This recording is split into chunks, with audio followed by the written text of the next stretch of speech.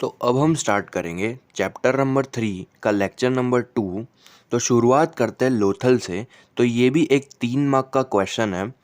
Lothal is situated in Dholka taluka of Ahmedabad district. तो सबसे पहले पॉइंट में हमें ये कह रहे हैं कि लोथल जो है ये कहाँ पे आया हुआ है, इसकी लोकेशन। तो ये है धोलका तालुका के अंदर, जो कि अहमदाबाद डिस्ट्रिक्ट में है। अब ये जो धोलका है ये दो नदियों के बीच में है। और वो दो नदियाँ कौन सी है? एक नदी है भोगावो और एक नदी है साबरमती। यानी कि ये दोनों के बीच में ये धोलका नाम की जगह है। और ये जो जगह है ये 18 किलोमीटर दूर है बे ऑफ खंबात से। जहाँ पे ये जो बे ऑफ खंबात नाम की जगह है, यहाँ पे हमको 3 लेयर ऑफ ह्यूमन हैबिटेट देखने को मिलता था। यानी कि 3 अलग अलग टाइप के ह्यूमंस लोग यहाँ पे रह के गए थे बे ऑफ खंबात नाम की जगह पे। अब a huge dockyard was constructed to facilitate ship in the time of high tide at the lower eastern part of the town। अब ऐसा कह रहे हैं कि यही जो टाउन है, जो लोथल का टाउन है, यहाँ पे ईस्ट साइड में एक बहुत बड़ा डॉकयार्ड हुआ करता था। यानी कि डॉकयार्ड यानी कि क्या, जहाँ पे शिप्स आती है रुकती है, तो वो डॉकयार्ड हुआ करता था। क्यों हुआ करता था? ताकि शिप्स जो है, अगर बहुत ऊंची ऊंची टाइड्स है यानी कि ऊंची ऊंची लहरें हैं, तब शिप्स बह ना जाए, टूट ना जाए, इसके वजह से लोथल को डॉकयार्ड जैसा यूज़ किया जाता है, जहाँ पे शिप्स रख सकते हैं। Such a dockyard storage ships shows the proof of export and import. तो ये जो डॉकयार्ड है यानी कि जहाँ पे शिप्स रखते हैं, और जो स्टोरेज शॉप्स है यानी कि जो रखने वाली, स्टोर करने की दुकानें हैं, इससे हमको ये पता चलता है कि लोथल नाम की जगह से एक्सपोर्ट और इम्पोर्ट होता होगा। यानी कि हमारे यहाँ से चीज़ें बाहर जाती होगी, एक्सपोर्ट होता होगा, और चीज़ें अंदर भी आती होगी, गुड्स अंदर भी आते होंगे, यानी इम्पोर्ट भी हुआ होगा। This suggest that Lothal might be a rich and a prosperous port of India. तो इससे हमें ये पता चलता है कि लोथल जो था वो बहुत ही अमीर और बहुत ही सक्सेसफुल यानी कि प्रॉस्पेरस पोर्ट था। पोर्ट यानी कि क्या, जहाँ पे शिप्स आती जाती रहती है इंडिया का।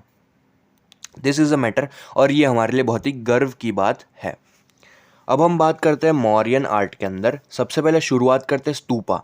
तो स्तूपा में हमको याद क्या कर रहे हैं? हमको याद करना है स्तूपा की डेफिनेशन, जो कि हमको 1 मार्क में पूछेंगे। स्तूपा है क्या? तो an oval shape construction under which remain of lord Buddha body were kept in a box is known as stupa. तो स्तूपा जो है सबसे पहले एक ओवल सी चीज़ है। अब ये एक ओवल सी चीज़ मतलब ओवल सी एक बिल्डिंग है, जिसके नीचे यानी कि जिसके नीचे ज़मीन के अंदर एक बॉक्स है, और वो बॉक्स के अंदर लॉर्ड बुद्धा जो थे उनके बॉडी के कुछ बची खुची चीज़ें रखी गई है वो बॉक्स के अंदर, और उसके ऊपर एक स्तूपा बना दिया है, एक ओवल सी बिल्डिंग बना दी है। इसी को कहा जाता है स्तूपा। अब there there are 5 famous stupas of king Ashoka time. यानी कि जब अशोका राज करता था तब उसके टाइम पे 5 फेमस स्तूपा थे। एक स्तूपा ऑफ सांची, एक दूसरा स्तूपा ऑफ सारनाथ, तीसरा स्तूपा ऑफ बेरट, चौथा स्तूपा ऑफ नंदनगढ़, और लास्ट स्तूपा ऑफ देवनी मोरी। इसके अलावा, स्तूपा के अलावा, यहाँ पे चैत्यास, विहारास, मठ, ये सारी चीज़ें भी बनाई गई थी। The period of King Ashoka was the golden period of prosperity for the Buddhist religion and age of sculpture and architecture। अब 1 मार्क में जो बहुत इंपॉर्टेंट चीज़ है वो ये है कि जो किंग अशोका का जो पीरियड था वो गोल्डन पीरियड था। किसके लिए गोल्डन पीरियड था? स्कल्पचर और आर्किटेक्चर, यानी कि स्कल्पचर यानी कि मूर्तियों के लिए, मूर्तियाँ बहुत सारी बनती थी ये टाइम पे, और आर्किटेक्चर यानी कि बिल्डिंग बहुत सारी बनती थी किंग अशोका के टाइम पे, जिसके वजह से इसको गोल्डन पीरियड कहा गया था। Buddhist religion has gifted caves, viharas, chaityas and stupas to the field of architecture. यानी कि बुद्धिस्ट लिटरेचर की वजह से, बुद्धिस्ट रिलीजन की वजह से हमको यहाँ पे केव्स मिली है, विहारास मिले हैं, चैत्यास मिले और स्तूपास भी मिले हैं। ये सारी ऐसी ऐसी जगह है जहाँ पे बुद्धिस्ट लोग रहा करते थे, पढ़ा करते थे। अब हमें उसमें से एक पढ़नी है स्तूपा। स्तूपा में हमको पढ़ना है स्तूपा ऑफ सांची। तो Sanchi stupa was built during the Mauryan period. इसको मौर्यन के टाइम पे बनाया गया था। अब ये है कहाँ पे? तो ये एमपी में, मध्य प्रदेश में है। The original stupa of Sanchi was made of BRICS. यानी कि जो पुराना जो स्तूपा था जब बनाया गया था तो इसको ईंटों से बनाया गया था, और जो पुराना स्तूपा था वो छोटा था, और अभी हमने उसको मॉडिफाई करके बड़ा कर दिया है। कितना बड़ा कर दिया है? तो डबल कर दिया है। कितना बड़ा कर दिया है? तो हमने उसको डबल कर दिया है। This Buddhist stupa is a precious specimen of art of architecture. तो ये बहुत ही कीमती सा आर्किटेक्चर है, बहुत ही कीमती सी बिल्डिंग है। किसकी बात करी? स्तूपा ऑफ सांची की। अब हम पढ़ेंगे linear sketch of stupa. Linear sketch में हम हर एक पार्ट पढ़ेंगे, जो भी बिल्डिंग है, जैसे कि स्तूपा की बात कर रहे हैं या तो टेम्पल्स की बात करें तो मॉस्क की बात करें, तीनों के हमको लीनियर स्केच पढ़ना है। तो सबसे पहले हम पढ़ते हैं लीनियर स्केच ऑफ स्तूपा। सबसे पहले स्तूपा के कौन कौन से पार्ट्स हैं? तो 4 मेजर इसके अंदर पार्ट्स हैं। सबसे पहला जो पार्ट है वो है harmika. The railing around the top of Oval shape stupa is called harmika. तो जो रेलिंग देखने को मिलती है, जिसको लोग पकड़ के सीढ़ियों के ऊपर जैसे रेलिंग होती है, बस वैसी ही रेलिंग स्तूपा के आजू बाजू भी होती है, उसको कहा जाता है हर्मिका। ये थी पहली चीज़। अब दूसरी जो चीज़ आती है वो है मेढी। मेढी क्या है? तो एक एलिवेटेड यानी कि ऊंचा सा हिस्सा, सर्कुलर यानी कि गोल हिस्सा जो स्तूपा के आजू बाजू में, यानी कि एलिवेटेड सर्कुलर हिस्सा जो कि स्तूपा के आजू बाजू में, उसी को कहा जाता है मेढी। और मेढी को किस लिए यूज़ किया जाता है? मेढी को प्रदक्षिणा करने के लिए, यानी कि स्तूपा के आजू बाजू गोल गोल घूमने के लिए यूज़ किया जाता है। तीसरा आता है प्रदक्षिणा पथ। A slightly elevated circular path around the temple और द प्लेस ऑफ वर्शिप। यानी कि वापस वही चीज़ जो मेढी हमने पढ़ा था, बस ये भी सेम टू सेम चीज़ है कि एक गोल सा सर्कुलर सा रास्ता, एक एलिवेटेड ऊंचा सा रास्ता जो कि टेम्पल के आजू बाजू में गोल बनाया गया है, जिसको लोग प्रदक्षिणा करने के लिए यूज़ करते हैं। अब एक इम्पॉर्टेंट चीज़ ये आती है कि प्रदक्षिणा ऐसे करी जाएगी कि जो हमारा राइट हैंड है वो टेम्पल की साइड पे आना चाहिए। तो हमेशा प्रदक्षिणा ऐसे ही करनी होती है। अब जो लास्ट पार्ट आता है स्तूपा का वो है तोरण। तोरण क्या है? तो तोरण का मतलब होता है गेटवे। तोरण का मतलब होता है गेटवे, जो कि यानी कि 2 बड़े बड़े पिलर्स हैं और वो पिलर्स के ऊपर एक गेटवे को बनाया गया है, जिसके ऊपर हॉरिजॉन्टल बीम भी रखी गई है, उसको कहते हैं तोरण। अब एक तरह का गेटवे है, तो गेटवे तो किसके लिए यूज़ करेंगे? एंट्रेंस के लिए यूज़ किया जाता है। अब हमारे पास आता है एक और 3 मार्क का क्वेश्चन जो आ सकता है, वो है पिलर इंस्क्रिप्शन। तो इसको पॉइंट वाइज लिखेंगे। सबसे पहले शुरुआत करते हैं। Stone inscription were made from a single rock. यानी कि जो भी स्टोन के ऊपर इंस्क्रिप्शन किया जाता है, जो भी उसके ऊपर लिखा जाता है, जो भी उसको पिक्चर दिया जाता है, वो एक ही पत्थर से किया जाता है। Stone inscription carved out by religious order of emperor Ashoka are best specimen of engraving on the stone. यानी कि अशोका के टाइम पे जो स्टोन इंस्क्रिप्शन किया गया था वो सबसे बेस्ट था। आगे हमने क्या बोला था? अशोका के पीरियड को गोल्डन पीरियड कहा था आर्किटेक्चर और स्कल्पचर के लिए। अब हम ऐसा कह रहे हैं, अशोका के टाइम पे जो भी पिलर इंस्क्रिप्शन, जो भी स्टोन इंस्क्रिप्शन करा गया था, वो बहुत ही बेस्ट था। अब उसको पॉलिश किया जाता था, जो भी पत्थर होता है उसको पॉलिश किया जाता है, और पॉलिश करने की वजह से वो चमकता था, ग्लीम करता था। और ऐसे पिलर्स को कहाँ कहाँ लगाए गए हैं? तो अंबाला, मेरठ, इलाहाबाद, सारनाथ, लौरिया जो कि नंदरगढ़ के पास है, सांची, काशी, पटना, बोधि वृक्षा जो कि बोधगया के पास है। और जो इम्पोर्टेंट चीज़ 1 मार्क में पूछेंगे कि इसको कौन सी लैंग्वेज में लिखा गया था, तो इसको ब्राह्मी स्क्रिप्ट में लिखा गया था। अब इसके अंदर ही हमको लिखना है pillar at Sarnath. The stone inscription at Sarnath is the best specimen of sculpture. अब जो स्कल्पचर में यानी कि मूर्ति में सबसे जो इम्पॉर्टेंट चीज़ है वो है स्टोन इंस्क्रिप्शन एट सारनाथ। अब क्यों इम्पॉर्टेंट है? क्योंकि इसके अंदर 4 लायंस का स्टोन के ऊपर एंग्रेविंग किया है, जो कि 4 दिशाओं को फेस करते हैं, 4 डायरेक्शन को फेस करते हैं। सारनाथ है क्या, यानी कि क्या थी सारनाथ? तो सारनाथ एक प्रीचिंग प्लेस। प्रीचिंग प्लेस का मतलब क्या होता है? जहाँ पे पढ़ाया जाता है। तो कौन पढ़ाता था? लॉर्ड बुद्धा यहाँ पे पढ़ाया करते थे। और यही जो लायंस की पिक्चर है उसके जस्ट नीचे कुछ चक्र है, वो चक्र का नाम है धर्म चक्र। और धर्म चक्र इंडिकेट क्या करता है? धर्म चक्र इंडिकेट करता है ट्रायम्फ ऑफ रिलीजन, यानी कि हमारा रिलीजन हमेशा सक्सेसफुल रहे। दैट इज़ वाई, इसलिए इसका नाम पड़ा था धर्म चक्र। इसके अलावा यानी कि लायंस के अलावा, धर्म चक्र के अलावा और भी बहुत सारी चीज़ें, जैसे कि एलिफेंट का स्कल्पचर, हॉर्स का, बुलॉक का स्कल्पचर यहाँ पे दिखाई देता है। और ये चक्र को हमने हमारे नेशनल फ्लैग में लिया है, और जो 4 लाइन की फिगर्स हैं उसको हमने हमारे नेशनल एम्बलम में लिया है। तो पिलर एट सारनाथ सबसे बेस्ट है पिलर इंस्क्रिप्शन के हिसाब से। तो यहाँ पे 3 मार्क का क्वेश्चन खत्म होता है। अब आता है हमारे पास stone inscription. Stone inscription carved by the religious order of emperor Ashoka are the best specimen of engraving on the stone. यानी कि ऊपर हमने क्या बोला था, अभी तक हमारे पास दो चीज़ आई थी कि एक तो अशोका के पीरियड को गोल्डन पीरियड कहा गया था आर्किटेक्चर स्कल्पचर के हिसाब से, और दूसरा हमने बोला जो भी पिलर इंस्क्रिप्शन, जो भी स्टोन इंस्क्रिप्शन अशोका के टाइम पे हुई थी वो सबसे बेस्ट थी। अब हम क्या कह रहे हैं, वापस वही चीज़ कह रहे हैं कि अशोका के टाइम पे जो भी स्टोन इंस्क्रिप्शन हुआ था वो सबसे बेस्ट था। Wooden art stone sculpting shows an excellent specimen of art of architecture. यानी कि लकड़ों के ऊपर भी कुछ लिखा जाता था, उसके ऊपर भी अपनी कलाएं दिखाई जाती थी, स्टोन के ऊपर भी स्कल्पटिंग की जाती थी ये पिलर्स बनाने के साथ साथ। अब क्या कह रहे हैं, stone beautiful arches and engraved on the door which stresses religious behaviour. यानी कि दरवाजे जो हुआ करते थे उसके ऊपर अलग अलग डिज़ाइंस बनाई जाती थी। सच स्टोन इंस्क्रिप्शन, अब ऐसी जो स्टोन इंस्क्रिप्शन है कहाँ कहाँ मिलते हैं, तो पेशवर, देहरादून, थाने, मुंबई, धौली, जोगड़ा, चेन्नई में ये सारे स्टोन इंस्क्रिप्शन हमको देखने को मिलते हैं। और भी अलग अलग जगह पे पाए गए हैं, जैसे कि गिरनार माउंटेन जो कि कब आता है, तो जूनागढ़ जाते हैं तो वो रास्ते में आता है जो कि गुजरात में।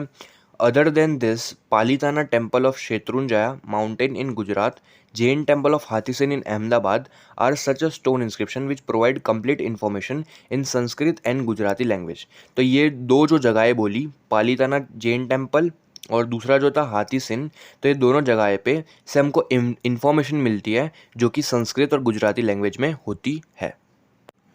तो अब हम आगे बात करते हैं Dravidian style of art in South India. Many Buddhist stupas were built in the region near Krishna and Godavari river during the reign of Satavahana kings. यानी कि जब सतवाहन राजा लोग रूल करते थे तो बहुत सारे स्तूपा बनाए गए थे, कहाँ पे, कृष्णा और गोदावरी नदी के पास में। अब जैसे आगे हमने पढ़ा था सांची का स्तूपा का शेप ओवल शेप का था, अब यहाँ पे जो स्तूपा बनाए जाते थे वो सेमी सर्कल, ओवल और बेल शेप के हुआ करते थे। Stupa in Nagarjunakonda and Amaravati are the best specimen of Dravidian style of art. तो एक मार्क के लिए बहुत ही इंपॉर्टेंट कि स्तूपा कौन कौन से स्तूपा, तो नागार्जुनकोंडा और अमरावती का जो स्तूपा है वो सबसे बेस्ट स्पेसिमेन है, सबसे बेस्ट चीज़ है जो कि द्रविडियन आर्ट में लिख करी गई है। Chola kings adopted Dravidian style of architecture up to great extent. यानी कि द्रविडियन स्टाइल को सबसे ज़्यादा अपनाया है तो वो किसने अपनाया, तो वो अपनाया था चोला किंग्स ने। तो अब हम बात, जैसे हमने सबसे पहले शुरुआत कर दी मौर्यन एरा से, अब फिर हम आए द्रविडियन स्टाइल पे। अब हम बात करते हैं गुप्ता पीरियड की। During the Gupta period architecture, sculpture, painting, dancing and music flourished. तो बहुत सारी चीज़ें जो गुप्ता लोग सपोर्ट करते थे, आर्किटेक्चर को यानी कि बिल्डिंग बनाने को, स्कल्पचर को यानी कि मूर्तियाँ बनाने को, डांसिंग को, म्यूजिक को, सबको ये लोग सपोर्ट करते थे। Parvati temple at Jabalpur, Bhumara Shiva temple, Eran's Narsi temple, Gopa mandir at Jamnagar, stupas, chaityas, maths, viharas, flags and pillars are the unique example of Gupta period. तो ये सारी चीज़ें गुप्ता आर्ट में गुप्ता लोगों ने बनवाई थी। Gupta period is also known as golden period of art. जैसे हमने आगे कहा था कि अशोका के पीरियड को गोल्डन पीरियड कहा गया था आर्ट और मतलब स्कल्पचर और आर्किटेक्चर के लिए, वैसे ही गुप्ता पीरियड को गोल्डन पीरियड कहा गया है आर्ट के लिए। यानी कि अगर हमको पूछे स्कल्पचर और आर्किटेक्चर का गोल्डन पीरियड कौन सा, तो वो अशोका का पीरियड, और आर्ट का गोल्डन पीरियड कौन सा, तो Gupta period. Buddha statue at Sarnath, statue of lord Vishnu at Mathura, statue of Mahavir Swami, caves of Udayagiri, statue of Vishnu in the form of Varaha are the best specimen and sculpture of the Gupta period. तो ये सारी चीज़ें गुप्ता पीरियड में बनाई गई थी, ये सारे स्टैच्यू गुप्ता पीरियड में बनाए गए थे। अब हमें बात करनी है केव आर्किटेक्चर की, जो कि बहुत ही इंपॉर्टेंट है।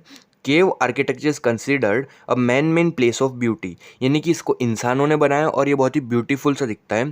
Caves of Ajanta and Ellora at Aurangabad, Ajanta और एलोरा केव्स जो कि औरंगाबाद के अंदर है, एलिफेंटा केव्स जो कि मुंबई के अंदर है, उदयगिरी एंड बाग जो कि ग्वालियर के पास है, भुवनेश्वरी केव्स जो कि ओडिशा के पास है, खंडगिरी, नीलगिरी, ये बहुत ही फेमस तरह की केव्स है जो कि गुप्ता पीरियड में बनाई गई थी।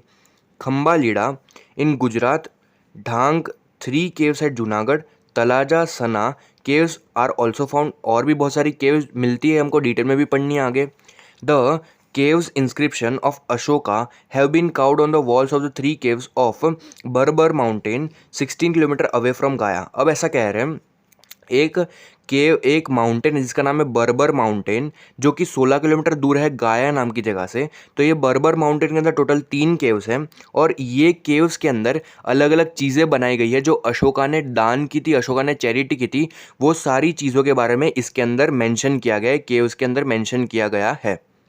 Caves of Assam and Darjeeling, Sudama caves of Bihar and caves of Sita, मतलब सुदामा की केव्स, सीता की केव्स, ये सारी केव्स हमको देखने को मिलती है। तो अब हम पढ़ेंगे एक 3 मार्क का क्वेश्चन जो कि बहुत ही इंपॉर्टेंट है, जिसका नाम है केव्स ऑफ गुजरात। और ये जो केव्स ऑफ गुजरात है, टोटल 8 केव्स के बारे में हमको पढ़ना है और उसमें से कोई भी 3 केव्स 3 मार्क में हमको पूछ सकते हैं। तो सबसे पहले हम शुरुआत करते हैं केव्स एट जूनागढ़ से। तो जूनागढ़ में जो भी केव्स है उसको 3 ग्रुप्स में डिवाइड किया गया है। सबसे पहली जो है वो है ग्रुप ऑफ बावा प्यारा केव्स। इसका नाम बावा प्यारा क्यों पड़ा? क्योंकि ये जो केव है वो बावा प्यारा मठ के पास में सिचुएटेड है, इसलिए इसका नाम पड़ा बावा प्यारा केव्स।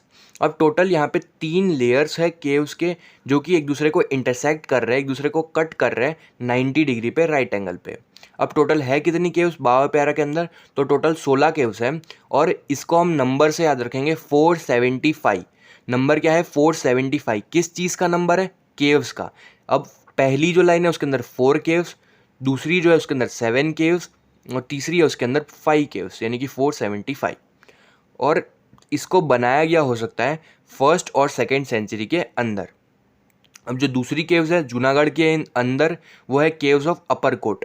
तो अपर कोट की जो केव्स है वो डबल स्टोरेड है, यानी कि 2 माले की है, 2 फ्लोर की है। और इसको बनाया गया हो सकता है 2nd सेंचुरी जब ख़त्म हुई और 4th सेंचुरी जब शुरू हुई, इसके बीच में इसको बनाया गया हो सकता है।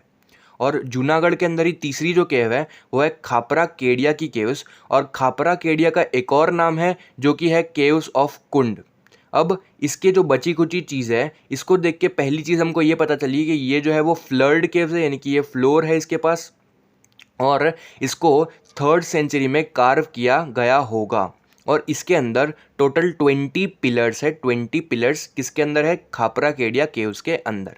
तो ये हमारी पहली केव खत्म हुई जो कि था केव्स एट जूनागढ़, जिसके अंदर 3 केव्स थी, बावा प्यारा केव्स, अपरकोट और खापरा केडिया केव्स। अब अगले केव की बात करते हैं जो कि है खम्बालीड़ा केव। खम्बालीड़ा केव को डिस्कवर किया था 1959 के अंदर।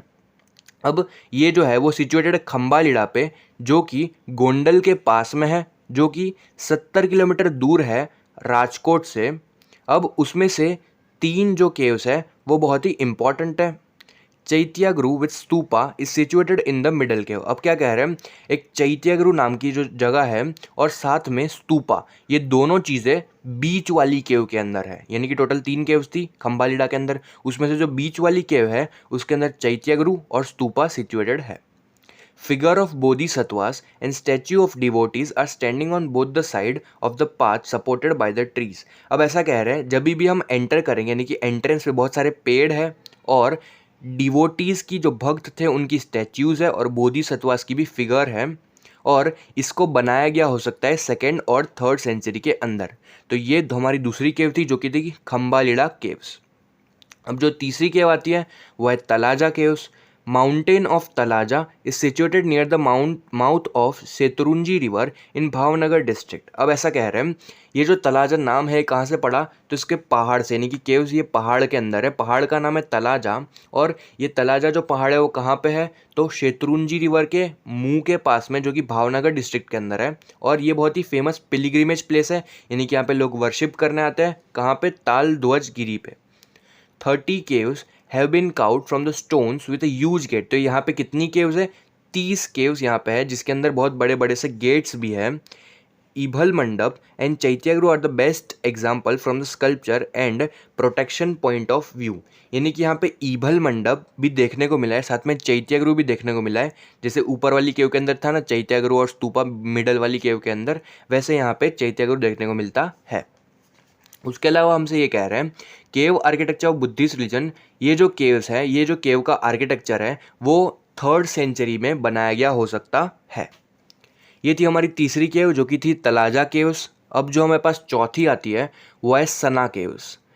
This group of caves is situated on the top of Sana mountain. जैसे कि आगे वाली केव जो कि थी तलाजा केव, उसका नाम भी पहाड़ से ही आया था, बस वैसे ये जो सना माउंटेन है उसी से नाम लिया गया है सना केव्स। अब ये है कहाँ पे सना केव्स? तो ये है वानकिया विलेज, ऊना तालुका, गिर सोमनाथ डिस्ट्रिक्ट में। वानकिया विलेज, ऊना तालुका, गिर सोमनाथ डिस्ट्रिक्ट में।